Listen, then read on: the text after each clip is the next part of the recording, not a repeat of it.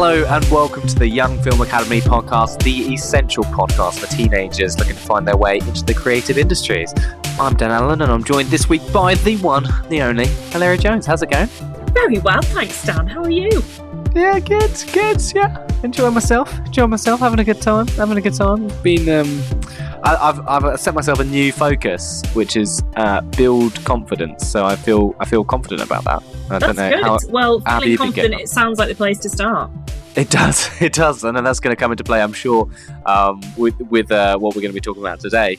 But you've been doing good. You've been having a good time. Yeah, good. Thanks. Busy as always. Busy nice. And slightly, unwell, but recovered now, and that's the important thing. But yes, I'm very pleased to be here with you today and to be chatting all things musical theatre. We've both been sort of like struck down with COVID, haven't we? It's sort of. I know. Even superheroes like us are not indefensible, it seems. I know. It's so hard, yeah. It's not good for the confidence, I'll tell you that much, But we are joined this week by the lovely Georgie Banks, who is a actor and musical theatre actor. Is there another phrase for that, or is it still actor? I think it's still actor, but also I think obviously Georgie specialises in musical theatre, judging by her incredible CV and what she's up to at the moment, which is very exciting.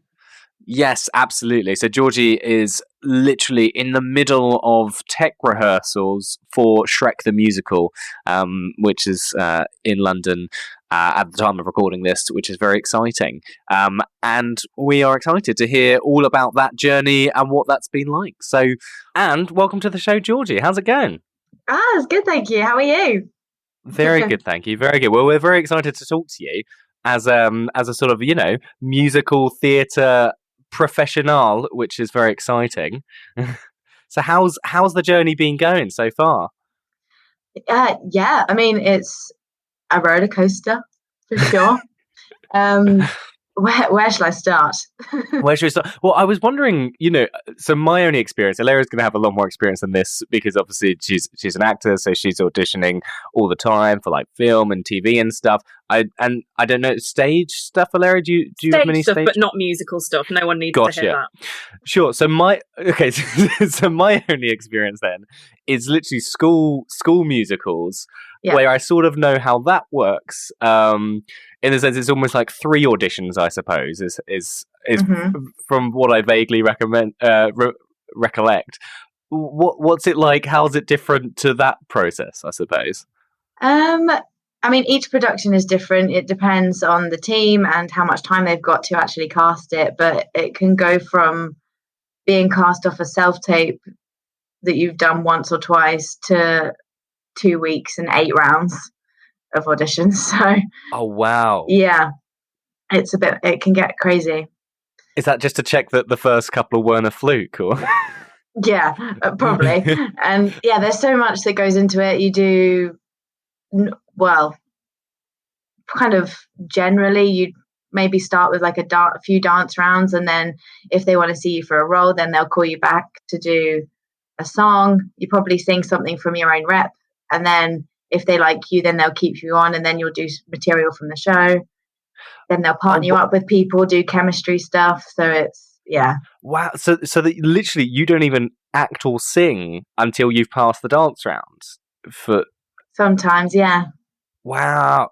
But I swear, like, sometimes the lead roles in musicals have the least dancing, and it's sort of everyone around them that has the most moves, or am I misremembering music? That seems so weird, doesn't it? Yeah, I mean, again, depends on the role that you're going in for. If you're going straight in for a lead role, then you'll probably just start straight on the material from the show, because why beat around the bush? But yeah. We all know why I'm here. We all know why I'm here. But yeah, because there's also musical theatre covers such a broad range. Like obviously everyone dreams of the West End, and that is the idea. The picture people have in their heads is a musical on stage in London. But cruises, tours, like concert work or everything like that, especially cruises, they're a lot broader, and you're up against a lot more people. Interesting. Is that because it's tougher to get the auditions for like West End stage stuff? Yeah, I guess. I mean, some cruise lines hold open auditions, so you can go, and then that's when you're in a room with like 5,000 people and queuing around Covent Garden for 5 hours. Great fun. So we have to like trip the other people up so that like they fall over to give you a chance of like, getting noticed. Never. But no, it is a commitment. You turn up at 5 a.m. for an 8 a.m. start just so you're at the front of the queue. Wow.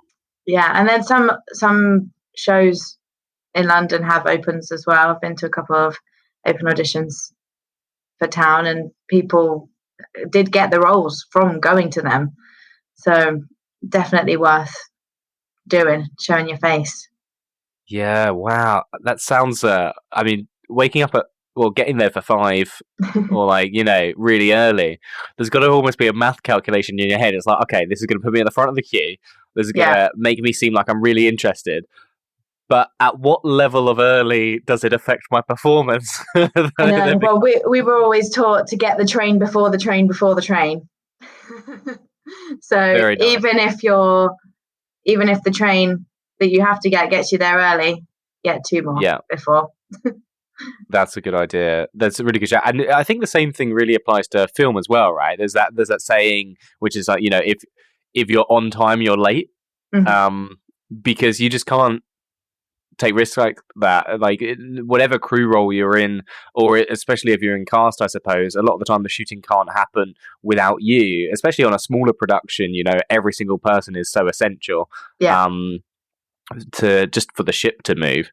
So no, that's really interesting. So this production in particular. So what was the first round for Shrek the Musical? I was wondering.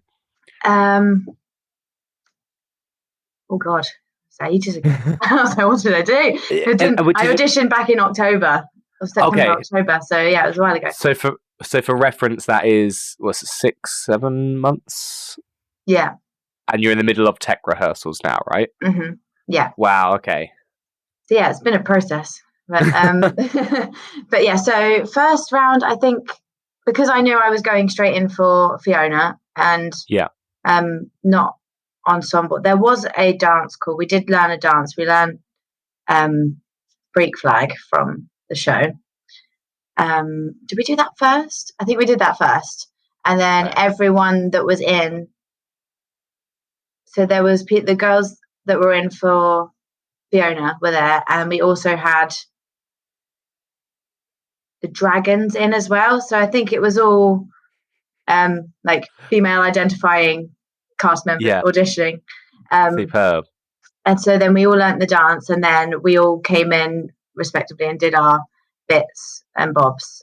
So I think the first round was singing old Fiona's part of I Know It's Today, because it starts off with young Fiona, then teen Fiona, then old.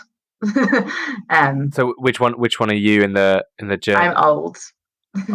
Oh no, you're Georgie, you're so young. No, I'm Fiona as you know her. Yes, gotcha. Yeah. So yeah, that was the first round.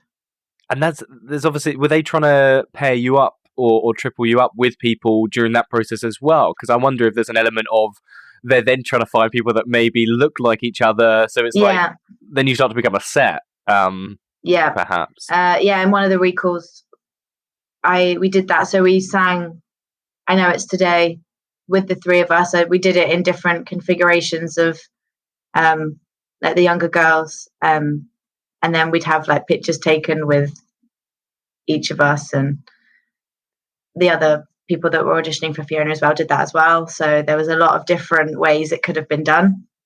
Yeah. But yeah, we did all have to get matched up.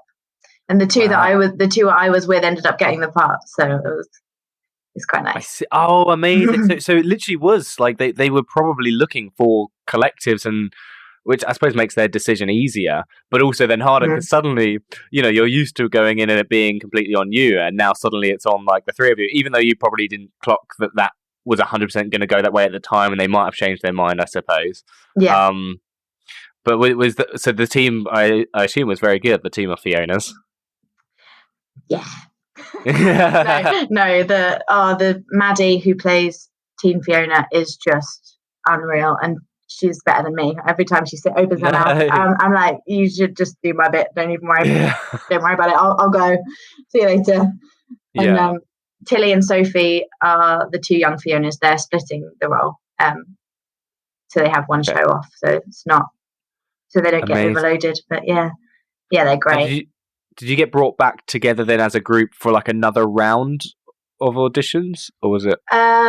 The last bit was it was great actually, because I'd been out of like the theatre game for a bit because of COVID, and I'd been doing some screen stuff and really hadn't been in like a rehearsal space for ages. And then the last part did like a workshop style round with one of the Shrek auditionees and one of the Donkey auditionees. So then we were like playing around with the scenes, and did a couple of the songs between like those characters. So then that was a different, like another kind of chemistry based, very workshoppy. It was really fun. For sure. Do you have to be the kind of person then that has chemistry with lots of people? Do you know what I mean? Like, can have that? Is there like a pressure? Do you know what I mean? Or is it just, we'll find out if I get on with this person? Or do you try and make it happen? I wonder. I feel like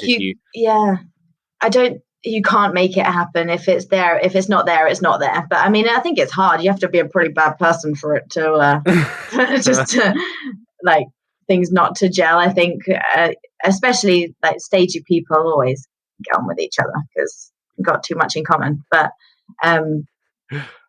is that true, Larry? Is it just definitely? I mean, I was just going to say actually, it's super interesting when you've been on the other side of the table as well.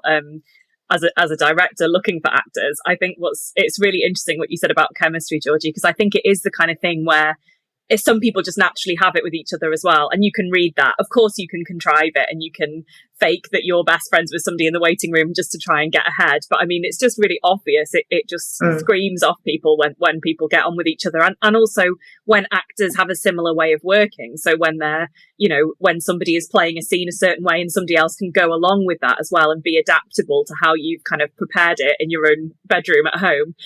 It's just really obvious. And I think that kind of chemistry is super exciting when you see that between actors. And like you said, especially if you're casting, I think it applies to film and TV as well, because often you'll be casting, a family or a couple, or, you're always looking to match up the actors, whether it's personality wise or whether it's, how you look, whether you look similar enough to be able to be believed as a family. I think it really applies to film and TV as well. But it's really interesting to hear, as you've said, the different sort of generations of the same character that they're looking for in the audition process. And I was kind of wondering whether, auditioning is such a big part of the job. Obviously, if you get the job, then fabulous, you're off working for a little while in a contract. But do you ever find auditions less nerve-wracking? Do you get more used to it as you get older? Or do you always kind of have that buzz because it's a new opportunity and a new role? Yeah, I mean, there are some things that, the moment you get the email that you're like, I want that so much. And then there's an extra level of like, I have to do a good job on this. But yeah, it does. I mean, there's always that kind of butterfly feeling. You're putting yourself out there. And it's like, I suppose when you go for want of a better term, a normal job interview, you're explaining your experience, you're explaining what degree you have and what kind of things you can bring to a role. But auditioning is so personal and it's all based on opinion. It's people's personal taste. You could be on paper absolutely perfect for it, but if someone on the panel is looking for something slightly different, or like you just don't kind of fit that mold that day, then it doesn't work. And it's so hard to not take that personally when you're in that kind of zone. But I've lost my track. What was the question? No, you answered it perfectly. That was wonderful. Yeah. And I think that's absolutely great to know kind of from the other side that those butterflies are just something that most actors deal with, if not everybody. Because obviously you can think, on the outside, you're like a swan, aren't you? Where you're appearing very calm and in control, and actually everybody's got that kind of feet paddling underneath the surface feeling. Yeah. Which I think, sorry. No, go for it. Just try and I always try and just remember that it's so few and far between when you actually get to perform anyway. I always say that I don't get paid for the job. It's the in between parts when you're not working, about being an actor and a performer, that you're this is the hard bit, the waiting and the working and keeping yourself on your game. But so even getting the chance to audition and show what you can do, you have to kind of be this is the performance. This is a chance for me to be this is what I can do and what I love to do, and I just want to show you. So you have to kind of flip it so it doesn't, because the nerves can absolutely take over, and it has to. When I first came out of drama school and was auditioning and wanted it so badly, and I feel like the desperation just came off of me, and that goes against you straight away, because people can read that instantly if you're clutching to them and they're they might break. So you just have to be prepared and know your stuff back to front and inside out. So if they asked you to do it standing on your head, then you can, and then the nerves kind of go away because you just get to do it. It's so weird though, isn't it? It's that correlation between it's almost the more you want it, the harder it is. Mm-hmm. It's and especially as you're saying, you might see a role that you think's perfect for you, and therefore the role's never been better for you. But again, therefore you are going to have potentially the hardest time going for it. Yeah. Have you worked out processes or sort of ways of dealing with that, maybe going into an audition and stuff? My thing is just preparation, absolutely knowing exactly what you're doing. Obviously you have to be malleable and adaptable because you don't know what they're going to throw at you, but having that kind of base ground of at least knowing what you want to bring to it, and knowing yourself enough that you're not copying someone else's performance or a version of something that you think they want to see just because you think that's going to get you the part, because again, they can see straight through it. So as long as I know for myself that if I've done the work beforehand, researching, it's all there's actually quite a lot of theory and homework that you have to do. Yeah, I was going to say, could you talk us through that a little bit, Georgie? So what is the, the preparation, just to spell it out for people who've never gone through this process at all? Kind of what does the preparation look like from the moment the audition notice lands in your inbox? Okay, so I'll use Shrek as an example. So I got the email saying that I was auditioning for Fiona. So I was right, I get to focus on one thing. I don't need to stress about any of the characters. I'm thinking about her. So you have to work out how to be a donkey.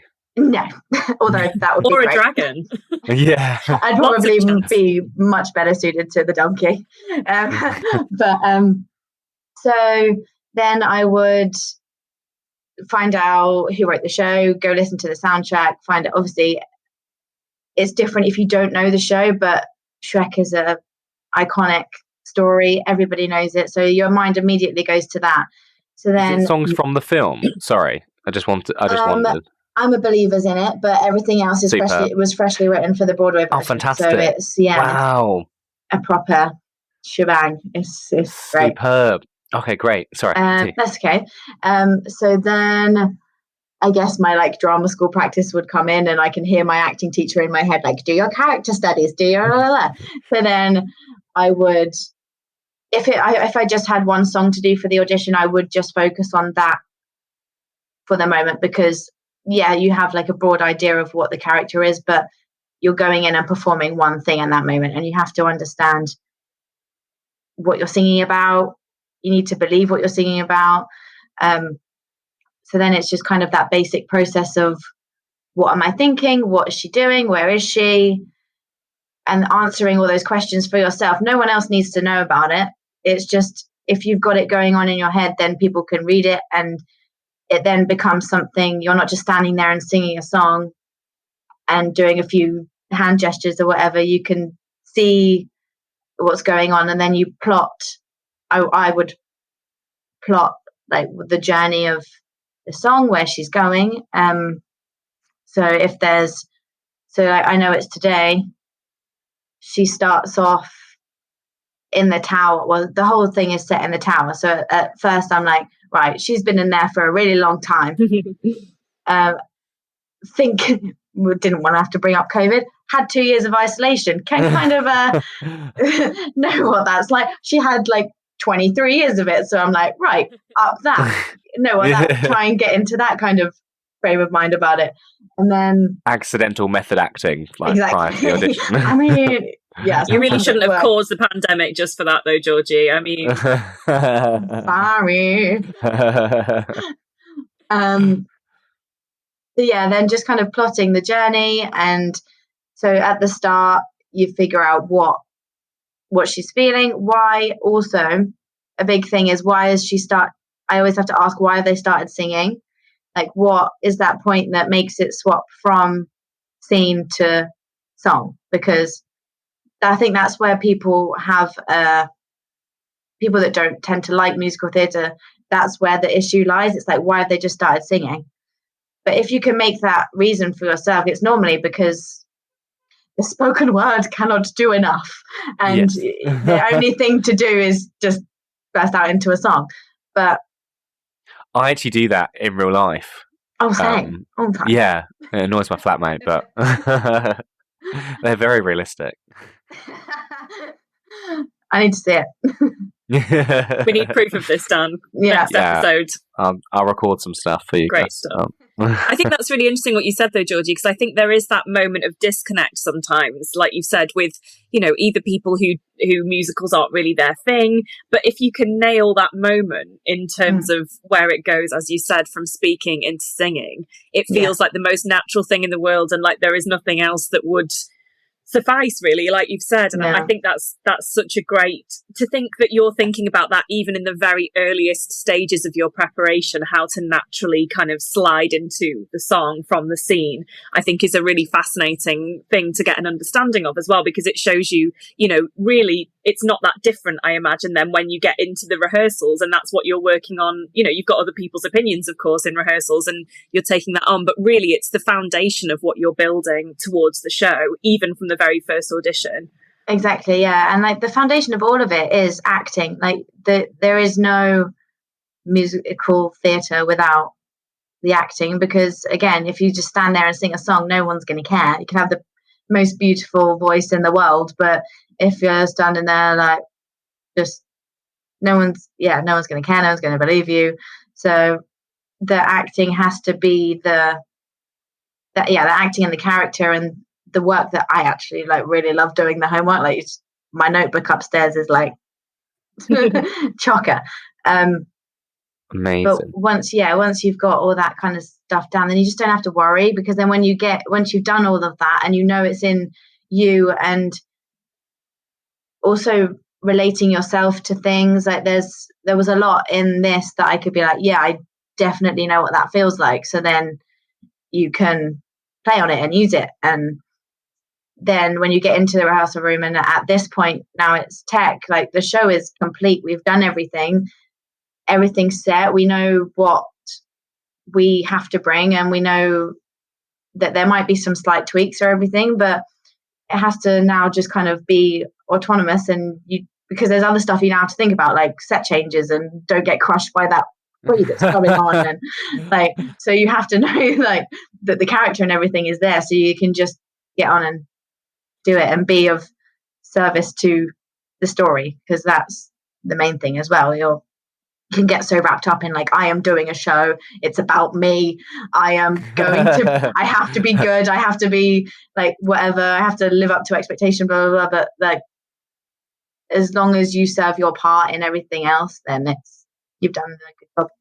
Yeah, and in terms of relating to the character, I think that's really interesting, especially when you're doing something that is fantasy or something like Shrek, where it's not a naturalistic story about a girl in her 20s who lives in London. Do you know what I mean? So you've got a bit more of a leap in some ways to kind of get into the mindset of that character and try and find those points to relate to. And I think that applies to loads of things, especially in film and TV as well. It's, you know, because often stuff is set on a spaceship, and obviously I've never been on a spaceship, but what does that, how can I relate to that? And so I was wondering what kind of specifically you were able to relate to or kind of translate into your own life experiences from Fiona and from the musical, because it is such a kind of fantastical situation that I imagine it's not as method as something else might be. And on that as well, I feel like you've got the hardest job, because you're having to imagine everyone else as a non-human, and they at least get to look at you and be like, yep, that's Fiona. Yeah, that's so true. I hadn't even thought about that. I've been saying this a lot to the other cast. I was like, I had to remind myself that, like, when I really got into it, I was like, this can be quite dark. I was like, she's literally, her parents locked her away for 23 years because she has, I mean, spoiler alert if you haven't seen Shrek, but she turns into an ogre at night. So it's like, what? Dan's dreams shattered. I'm joking. So without sounding too pretentious and gross about it, like her whole life is based around insecurity and the fact that she's not, like, she's striving to be like the perfect princess because she's not that when this curse happens, and she's living for the day when her prince comes to, like, break the spell or whatever, so she can live a beautiful life like all of her princess friends that she's read about. So her story is one of insecurity and kind of a bit of, like, a lack of self-esteem and wanting to present a certain space to certain part of herself to the world. She's a daydreamer and a massive dreamer and an optimist, which I am as well. So yeah, those kind of things really, it's what kind of brought it back to actually being like, okay, yes, I'm staring at a big green man and his talking donkey friend, but it could just be two of my mates. Like, and again, that thing of, it's kind of the Beauty and the Beast story about falling in love with someone that you wouldn't expect. So it can relate to that as well. And then getting over that insecurity and finding, like, your place in things, which happens, like, from start to end of show. That is her thing. The end of the show, she's fully accepting of herself in her full ogre form, which I think is quite lovely. Absolutely. And that's super interesting to hear about how you've kind of, there's the literal side of things, isn't there? Like, literally she is talking to a donkey, but then there's also the kind of imaginative and the emotion side of things, which is the bit that you're able to tap into and relate to. And I think that's really important to remember, that even if the circumstances are different and fantastical and not necessarily of our world as we know it, you know, you've actually got the same feelings and emotions and worries and all those things, whether you're a princess locked in a tower or whether you're, you know, just a girl locked in a bedroom getting told off at age 13. I remember it well. And what's your favourite number from the show? What's your kind of most enjoyable bit? Well, the start of Act 2, I have a 6-minute tap number, and then I have to belt at the end of the song, which is super fun. Yeah, that's really fun. And then that goes straight into, like, an argument sung with Shrek, which is really funny. So I think just kind of like the first 15 minutes of Act 2 is my favourite. Amazing. That sounds super cool. And that's like a really specific type of dance as well. Did you just already have that? Yeah. Did you already have that in the locker and it was just brushing it up? Or, like, had you been consistently doing tap as well as dance? Well, I didn't actually, before I went to drama school, I didn't dance properly or technically. So everything I learned about dance, I learned at drama school. Wow. Which I did not help myself by doing that. No. When I knew that, I always knew I wanted to be a performer, but when I really decided that I was, like, auditioning for drama schools and I wasn't getting into places because of the fact that I hadn't danced, because musical theatre courses, you're dancing predominantly out of all of it, you dance for like 8 hours a day and then do 4 hours of acting and singing. So again, mental schedule times, but the main focus would be on dance because there's so many genres and styles that you have to cover. It needs that time. So yeah, I didn't dance before I went to drama school. So yeah, ballet, jazz, tap, commercial, contemporary, anything else? I think that's it. That's kind of like the 5 kind of stand. But ballet, jazz, and tap we do pretty much every day.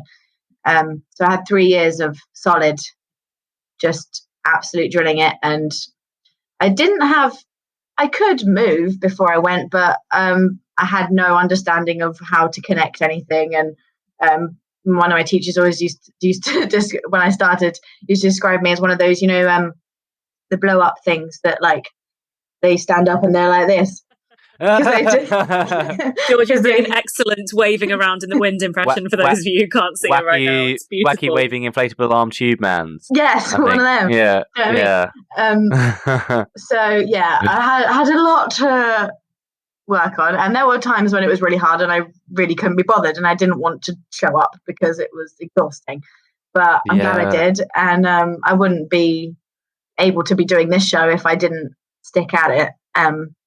But then I do try and go to class as much as possible after I left drama school 4 years ago now, so been out for a while, but I try to go to class as much as possible just to keep it up, because it does, some things do, but the stamina and the technique of things don't come naturally to me, so it is something that I have to keep working at. So when I knew I was doing this, then I started religiously going back to tap just to make sure my ankles worked, which sounds like such a stupid thing, but like they didn't work, so I have to warm up my wrist for like 20 minutes before yoga, just so it doesn't otherwise I can't yoga for like weeks. Well, exactly. And the stamina is another thing, Georgie. I was going to ask you about that.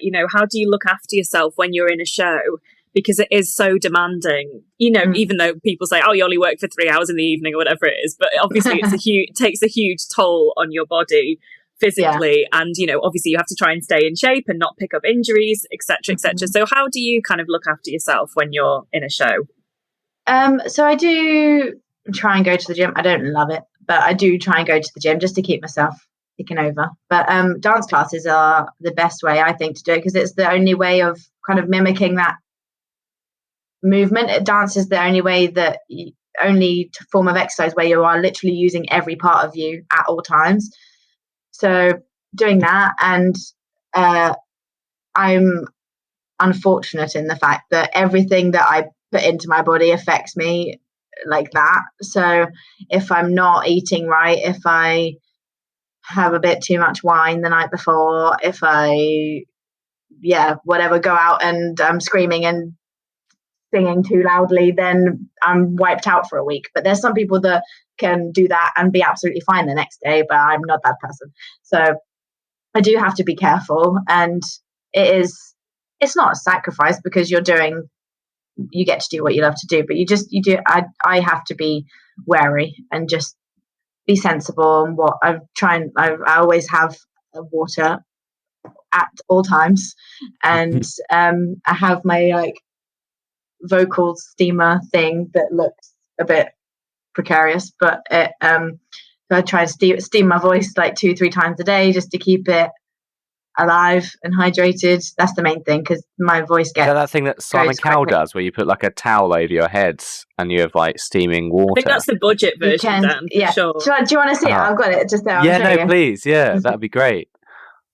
Yeah, it's super interesting to talk about the stamina on stage as well, because there's something we'll ask Georgie about in a second, is kind of the differences between being on set and on the film, and how that kind of affects you as well. Yeah, this is the steamer. For everybody who can't see it, it's kind of a porcelain sort of vase-looking thing with a handle and a big straw. Yeah, with a little spout. It kind of looks like a teapot without handle. That's a great description. And it's got like a little mouthpiece on it. But if anyone wants to get one, it's a Dr. Nelson's and it saves my life, so I would thoroughly recommend getting one. But yeah, so you just fill it with hot water, and then 15 directly. And honestly, you have to be quiet. It even tells you on there like how to use it. Very cool. But yeah, so that's like a religious thing that I do now. I do that, and then you have to be quiet for 15 minutes and then warm up. Like you have to do a proper like vocal warm up. So I have to do that like every morning, even like before I speak. Because otherwise it just gets really tired and I can't do anything. I was wondering with that, because obviously, you're talking about sustaining yourself during, like, I imagine this applies during audition periods as well, just because you want to be ready for a show that could happen at any moment, I suppose. But also, it's more important when you're on a show, because you've got you've got the whole rehearsal period and then the show's coming up too. But also, I wondered where that sort of comes into play against the sort of internal, like, I know you've already gone through, I suppose, the nice validation of like getting the role, but are you internally still trying to prove yourself after you've gotten the role? Do you know what I mean? So it's that balance of like, I need to pace myself versus I need to convince these people that they made the right choice in hiring me, Oh yeah, for sure. Like the imposter syndrome is real. I'm like, no, you picked the wrong person. Fire me. Just do it. But no, it's learning how to function and not constantly need the validation from other people. Like, you got the job, so just leave it at that. Do your work, show up, be on time, don't be a horrible person, and then absolutely you'll be fine. And also it's kind of acknowledging that everybody has to start somewhere, isn't it? Even in you might have done so much of something from an audition process that you feel like you know it, but actually what the director wants from you is something different to that, even though they liked what you did and that was your kind of choice. Then the rehearsal period kicks in, and that can be a very different process, can't it, in terms of kind of finding new ways to do a scene or to do a song or whatever. I was wondering if there were any kind of big changes for you in terms of, compared to what you thought you might be doing from the audition process, then going into the rehearsal process, how that sort of changed for you in this instance. Oh yeah. I mean, I'd have taken like a lot. I guess the main thing for me is getting over your own ego, and that can be like, when you say that word, you immediately go to thinking you're the best and that you're above everybody, but it's also the other end of the thing, and it's like where you don't have that, and you're like trying to you end up kind of, what's the word, overcompensating for your kind of insecurity, which everybody is feeling, everybody in the room, even the director. I mean, I can speak from experience on that side. So originally I was like, I took a lot of influence originally from other people's versions of it. So then I think the biggest change for me was getting in there and being like, I actually need to make this my version and not copy Sutton Foster's Broadway one, because I'm never going to do that, because I'm not her, and I'm not going to give the same performance as her again because I'm not her. And coming to terms with that and working out what differences I can make, how things play naturally to me, because there were things that, I mean, it was great to have it as a tool, but the Broadway version's been on Netflix, so I mean, like, the amount of times I've watched it is insane. Wow. It shouldn't have happened, so I became a bit of a recluse just watching Shrek all the time. But so there were, and I noticed it. I started doing things in rehearsal, and I was like, "Oh, I've just copied her. Okay, shake it off, start again." And really, I think that's why the prep work and the level of detail that I've had to go to, just to kind of get me away from other people's versions of it. Yeah, and I think that's really important to remember for auditions as well. I think it's really, I know certainly you can get really caught up in what you think they're looking for in terms of a part or a character, it happens all the time here. Yeah, even like when you're trying to pitch something. So coming from like a director standpoint, there's that thinking of like, okay, well, I need to try and make this what I think the other person wants to see. Yeah. And it's just such a toxic way of thinking, I think. Well, it's really difficult, isn't it? It's a supernatural thing to do because you're kind of trying to get it right, as it were. And I think it's so important to remember. I think as you get older, you sort of start to care less anyway about what other people think. But actually, just remembering, that actually the reason that you are there as that director or as that actor performing that role is because of you and your individuality. And that is the only thing you can control that makes you different to everybody else in that room. And I don't think you can ever say that too much, really. I think that's a really important thing to remember at all parts of the process. And there isn't a right way of doing something. As you've said, that, there's the Broadway version. That's a version. That's cool. That's great. But also that doesn't mean that's the definitive, everybody must now do it in this way version, because then you don't find anything new in something and it kind of gets old and tired. Whereas actually what you're doing is bringing fresh quality in your life experiences and your personality to it. And I think that's way more exciting for an audience. Yeah, for sure. I think that goes across all forms of acting and performing in general. If you have to go about things that way, because like you said, otherwise it's a performance that the audience has seen, and then you lose the whole kind of point of it because you've been cast in the role. They want you, so you need to bring you to it. Otherwise, and why would you want to do someone else's version anyway? Boring. 100%. Yeah, absolutely. So apart from Fiona, this is a question for you here. Apart from Fiona, who, if you could be in another role in the West End or on tour at the moment, what would you be playing? Oh my God, I really, really want to play Reno Sweeney in Anything Goes. It's not the kind of tap role, actually. There's a theme emerging. I know, but I went to see it when it was on last year, and I just haven't been able to stop thinking about it since. And it's coming back on.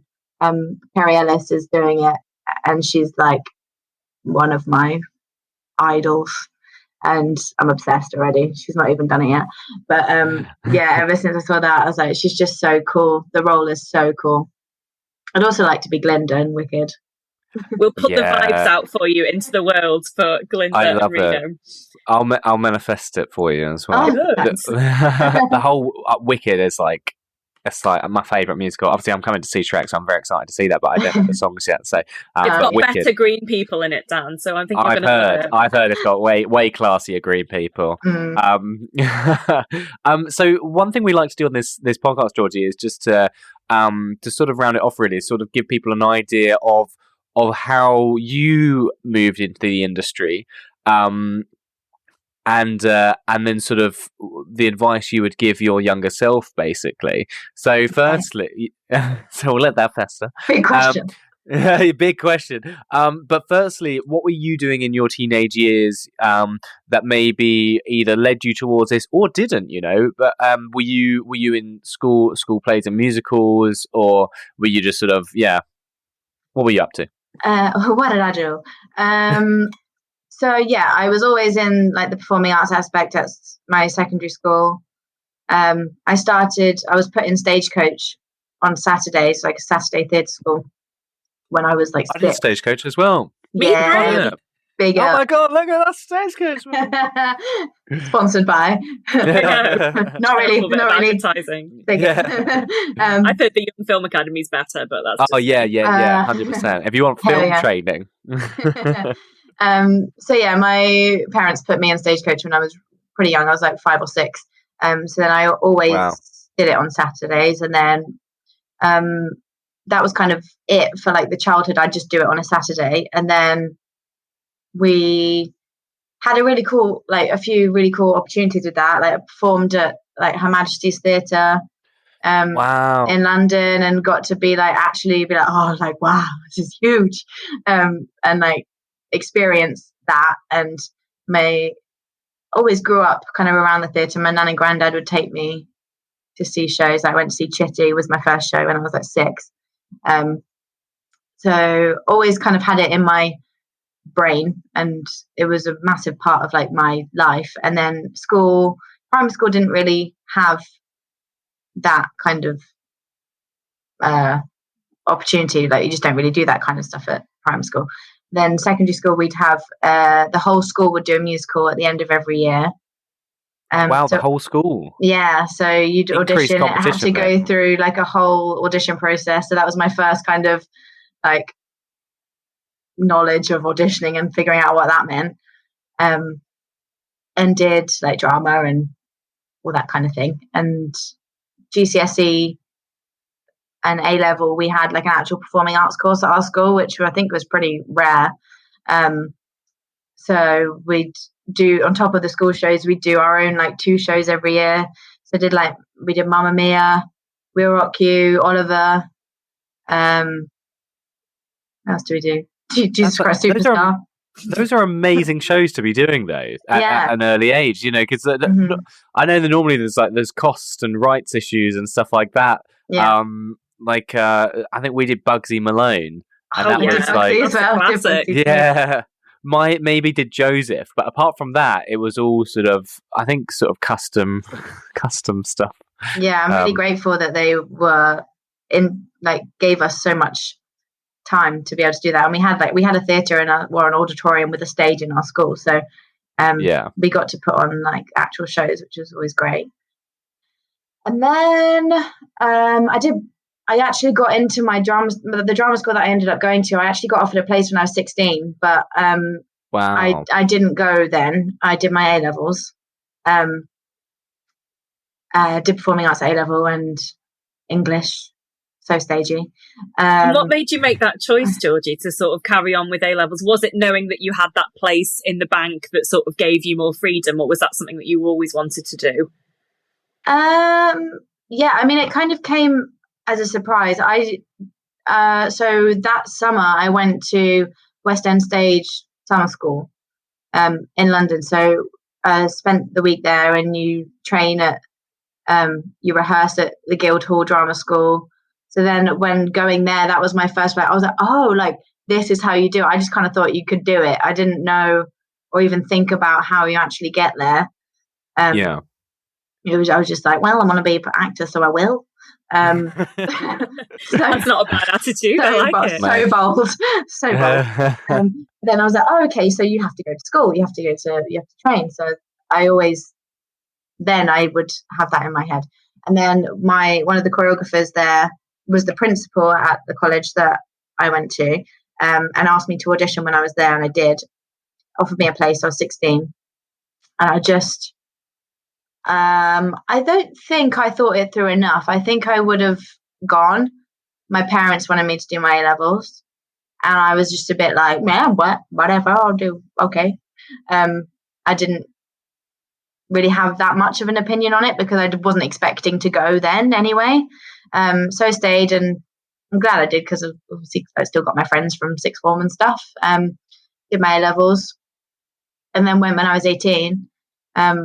Which in hindsight as well, I'm glad I did, because I barely was able to get through it at the age I was, let alone 16. I don't know. Some of the girls in my year were 16 when we started, and training is so hard, right? It's really demanding on your brain and your body and everything. And I think there'll probably be quite a few listeners, I think, who are kind of in that age group as well and thinking about what to do next. And I think it's really important that everyone sort of makes the choices that suit them as a person. Of course. And, it depends, for me, I'm an August birthday, so I was really the youngest in my year. And I just wasn't, I wasn't ready to go to drama school. I was 17 when I was applying for university, and I went to university first, and then I went to drama school because I just wasn't ready to do it. And I didn't want to, there was something about kind of the idea of living away from home and training and all of that felt quite overwhelming. And so I think it's really good, to have choices and options, and to audition for stuff and try it out and see what suits you, but also to kind of, your parents and family know you, don't they? And know, it's good to listen to yourself, but also to take advice, I think, of people, like ourselves who've been down those various routes. And I don't think it's, it doesn't slow you down in any respect, does it? It didn't impact your ability to succeed and to get the jobs that you've always wanted. So I think that sounds like a really positive kind of way to look at it. Yeah. And it was only, I would say if you feel like training is for you, then go and do it, because the stuff you learn is invaluable, and you will have the best and worst time of your life, but it is worth it. But also, training isn't for everyone. There's plenty. I know so many people that are working like in the West End that never trained, like classically trained, as you would in quote marks, that you would like expect. So there's so many paths you can go down. It doesn't have to be the classical, well, not classical training, but like, you know what I mean. Is that because the type of parts are changing? Is that because like they require different types of like singing? Do you know what I mean? Like it's less classical singing required in some of the modern shows, or it's the industry is changing anyway. It's becoming a lot more open to everybody, which bloody well should. Because it has been, you can say it has been a pretty closed off thing, and it's still so hard to actually get into that kind of inner circle of the bubble of London. And once they always say once you're in, you're in. It's just getting in the first place. But it is becoming so much more open to just allowing people to do it, because there's so many talented people that might come from like different backgrounds that maybe can't afford to go to drama schools, so that would never even cross their mind. But then so that's why open auditions and stuff are great, and why agencies are so much better. So much more accessible now, because people are opening up to just giving everyone a go, because otherwise be boring. It's just the same people over and over again. So I'm glad that it's now giving people space. For sure. So lastly then, what is the advice you would give to teenage Georgie? Okay. Get good at rejection. Mainly. But also, because rejection isn't a personal thing. I think I said it before, like it's so easy when you don't get a job, or you don't get seen for a show, you don't get in the room for an audition. It's so easy and quick to go, oh, it's me, I'm the problem, I'm not good enough, I'm not this, I need to dye my hair, I need to lose weight, I need to do everything I can to change and be what I can for these people. But it's not the case, because there'll be if you changed everything, then the stuff that you did have, the next job you might be perfect for, and then you don't look like that. So, or you don't, and to not let like the rejections harden you, because again, that's really easy to do. It can be, I'm just making it sound very negative, but it's really hard. It's not for, no. It's not for the faint of heart. You have to like know in yourself that you really, really want it, because it's a fight, and you have to fight every day. And you can go and do your training, but then even then you're not guaranteed an agent. You're not guaranteed a role in a West End show as soon as you leave. You have to keep going and finding the work for yourself. Even if you do get an agent, you have to, the only person that's going to work for you is yourself, and the only person that's going to work on you is yourself. No one's going to shout at you to go to class or to have a singing lesson or put yourself up for auditions. I send about 50 emails a week to casting people and directors, and most of the time I don't hear anything. Majority of the time you don't hear anything back, but you've just got to remember that, but at some point they're going to remember your headshot, they're going to remember your face, and just keep going, because eventually someone will have you. Absolutely, and have you? They did, Georgie. We are so excited for you, and for Shrek the Musical as well. What an amazing role. And I know you're smashing it. So super cool. Thanks. And thanks so much for joining us on the podcast. It's been really wonderful to chat.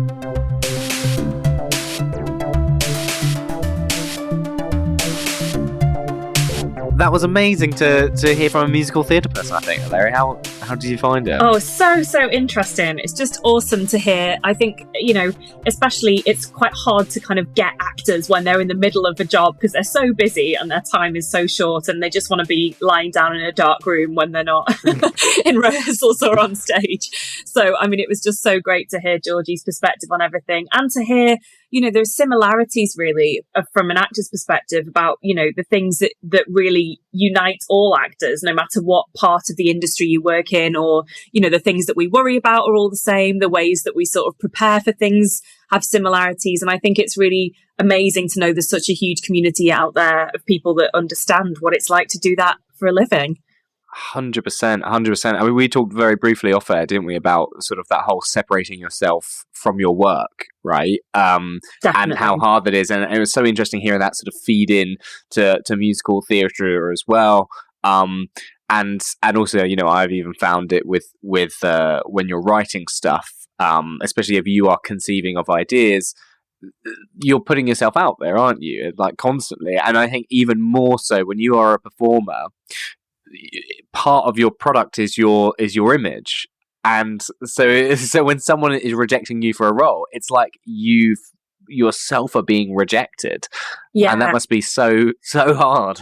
Well, I think that's where the confusion comes in. I think that's part of why it's so hard to distance yourself from rejections and from just the way that can lead you to feel not good enough or not thin enough or tall enough or not northern enough, or all of the many things that I've been told kind of across my career. But I think it's really important to remember that, the people making those calls, they just have opinions as well. And the bit of work that I've done kind of in casting when I used to work as a casting assistant alongside acting, it was such an eye-opening process because you really see all of the different factors that go into whether somebody gets the role or not. And it's very, very, very rare for it to be anything to do with who they are as a person. And yet, 100%. As you said, your art crosses over with who you are in lots of ways. And you feel personally that that's who you are rather than just what you do for a job. And I think that's where it's really important to remember your boundaries and also to have loads of things that you do in your life that aren't just centered around that thing that you love.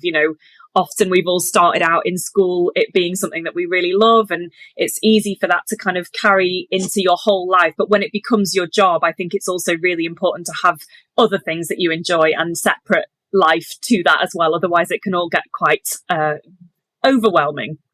Yeah, I have a couple of thoughts from what you were saying. One, I think, is, definitely from like a casting perspective, when you are assembling a cast together, you are assembling a cast. You're not just filling a role. So there's a desire to sort of personalize the rejection, like, oh, they don't want me for that role. It's like, no, you're literally trying to get a bunch of people that all look like they're from the same film or from the same show as well, right? And that's a really big part of it, and the chemistry, which we talked about in the show, is also a part of it. So it very rarely is like specifically you are rubbish or we don't like the way you look. Like that's just not the thing. That's not the case. Definitely. And you can't control it, I think, is the important thing to remember. The only thing you can have control over is going in and doing your audition and saying thanks very much and being lovely and just getting on with your day. Then that's when the other people's jobs kick in, and they are the ones who have to make the choices, and very difficult choices often as well.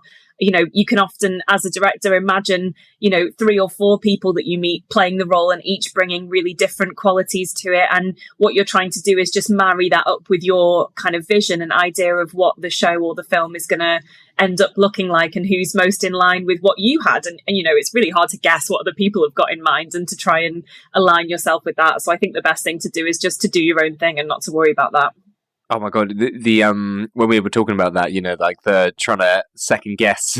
Yeah, I mean we've all been what there. They might want. So many times. But the thing is, I think the one thing that clicked for me was just that realization that I don't want to be delivering something I don't believe in. So I could try and second guess what I think the other person wants, but if it turns out I'm right, that is its own kind of twisted hell, where you're not even delivering something that you like or you is the thing that you would want to do.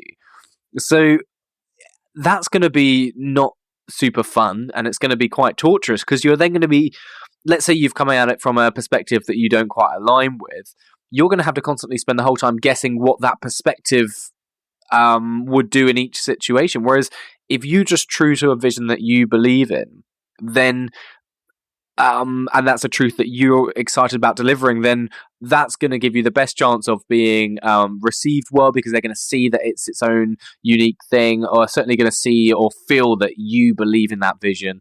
And it means that if you get the opportunity to make that film or to play that character, then it's going to be incredibly exciting and not and you're not going to spend the whole time trying to recreate what somebody else wants, which is another thing, isn't it? You're misrepresenting yourself if that's what you're doing. You're sort of selling yourself up the river already. If you think like, oh, I think this is a really interesting kind of twist on this character that they're really going to like, okay, cool, but what do you like? What do you want to do, and how would you do it? What you're doing, I think, in those auditions and interviews and pitches and all those kind of situations is saying, if I had the chance to do this, this is what I would do with it. And I think otherwise, like you said, you'll just spend the whole time recreating what other people want, and you won't actually get a chance to do what you want, which seems like a waste, really. 100%. I also just want to briefly reflect on how much we've been like, oh my god, it's so tricky, it's so difficult, and it's like it's so emotionally strenuous. And there's an element of like, it is, but I mean, I think don't let that put you off. Like that is the role, So or do let it put you off. Like it's the reality, isn't it? It's the reality. That is the reality. And I think what's interesting is, I think what is difficult, I think the reason we're all so keen to share what makes it tricky is because actually, as a young person looking into a future of, potentially doing one of these jobs or being involved in this industry, it's really hard to know the difference between, you love acting, for example, which is the actual acting, the performing, the being on stage, the doing the character, rehearsing, all of that. You love that. But the job of it, the reality of doing it, of being an actor and doing it full time, or, not full time exactly is the point, is that, the job itself is very different. A lot of it is auditioning. A lot of it is doing different aspects of that. And then, the actual bit, like Georgie said, when you get to be on stage doing your job, that's the most natural and brilliant thing in the world. But actually, the job of it is looking for those opportunities to do what you love. And it's very different to kind of when you're at drama school, for example, or when you're, in a school play, you're just acting every day and it's amazing. And yet, when you're working as a professional, you don't get to do that as often, but it makes those opportunities where you do really, really special and worthwhile. 100%. And I think there's going to be some listeners that are thinking, yeah, I don't care. I love this so much that I'm going to go through all that, all the ups, all the downs, and that is worth it because I'm just passionate about it. And I think if you're having that frame of mind, then this is the right path for you. Definitely. I think so, but I also think there can be an unhealthy thing in the industry about who wants it the most. Because you also shouldn't have to kind of give up everything else that you like in your life just to be able to do it. It's about finding that moderation. But I think you're right. The drive and the passion has to be strong enough for you that it carries you through the rejections, because that is the ups and downs that we've talked about. 100%. Yeah. So it's that balance of don't sacrifice your existence. I think it's like so healthy to have other hobbies or other things that you do with your life, rather than but you need to know that you're going to persevere through those rejections. But yeah, absolutely. And it's sort of finding the balance between those two things. And sometimes, a lot of people love the arts, and there are so many roles within the arts that people don't get a chance to do at a super young age. They get to try them a little bit on Young Film Academy courses, like the sound recording or working as an editor and stuff like that, which is really cool. But those are things that you don't really get exposed to when you're really young, and some people fall in love with that, and so there's a whole world of opportunities within the creative industries out there that doesn't require you to be rejected for your, doesn't require soul rejection. A lot of us get pushed in that direction initially just because that's the obvious thing when somebody says, oh, I want to be on the stage, or I want to be in a film, or, because we don't know, as you said, we don't know what the other roles are. We don't know about stage management. Stage managers are some of the most organized, brilliant, intelligent, wonderful people that make shows possible every single day across the country. And yet, it's quite a mysterious art, isn't it? How do you get into being a stage manager? And those are some of the things that I think we're going to hopefully cover in our topics that we're talking about on the podcast, because acting is the obvious thing because it's the thing you see in front of you, isn't it? But actually there are tons of ways to work in the creative industries in various roles that might suit you more as a person. And I think it's really, really good for us to kind of promote all those as well. 100%. And I think it's lovely advice to sort of pinch yourself and remind yourself of this freaking cool journey that we're all on. Do you know what I mean? The fact that we get to spend so much of our time thinking about nonsense stories set in alternative worlds and stuff like that is just what a privilege. What a privilege. The most magical thing. And you take it for all of its highs and lows. And being on that train and trying to enjoy that process is actually just, I think, really magical, you know? Definitely.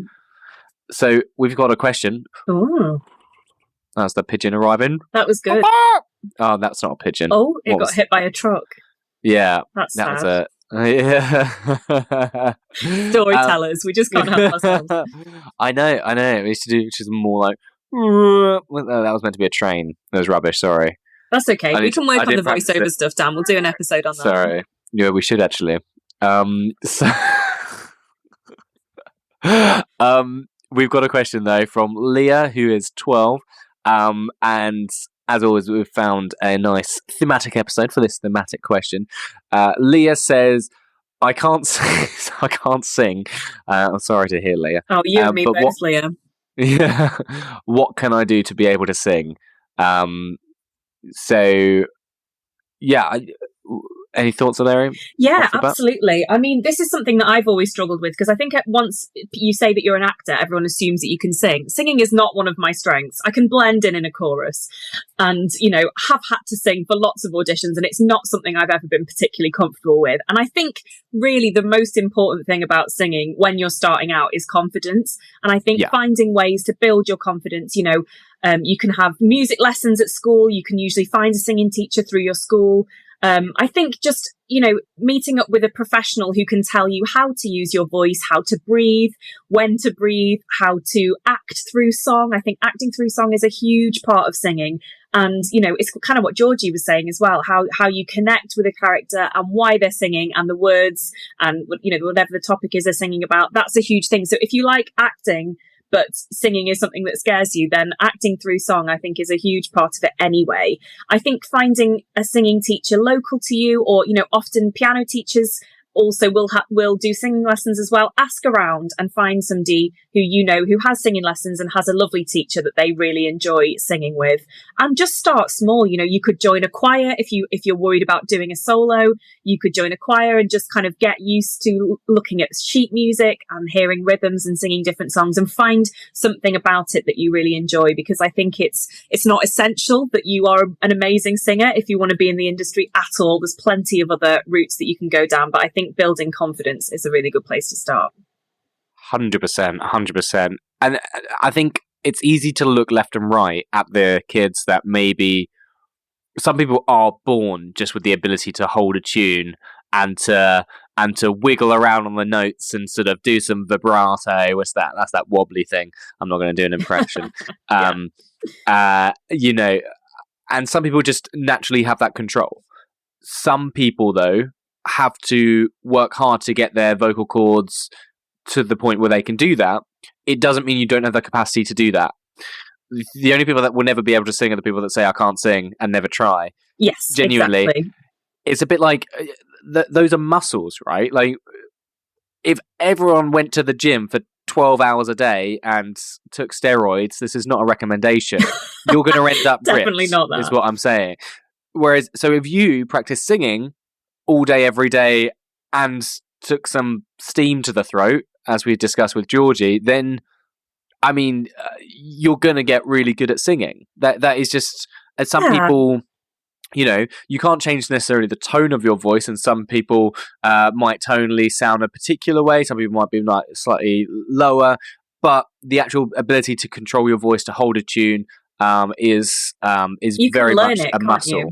Yeah, 100%. absolutely. And I think that's 100%. the key thing. Even people who are born with natural ability, if they don't do anything with it and don't practice and don't take lessons and don't kind of try and improve, then they'll always stay at a certain level. You know, everybody that you see who is a professional singer in the world, pretty much, I'm sure, you know, there may be one or two who are very lucky and just have been able to get through on pure ability. But really, the majority of people practice and practice and practice every single day. And practice makes perfect. So yeah, just give it a go. Absolutely. Some people just start on level 10. Exactly. They're annoying. And the rest of us have to start from level 1 and work very hard, do a lot of dice rolling. Isn't that right? Exactly. That was a bad analogy. It was a bad imagery, I think. There's gambling, there's taking drugs. I'm not sure what we've covered in this episode, but I think it was about acting mostly. I think it was. Thank you so much for joining us, guys. And don't forget, you can email us your questions at podcast@youngfilmacademy.co.uk. And we will endeavour to match it up with a relevant themed episode where you can get all the answers. So thanks for joining us, guys, and we'll see you soon. See you soon.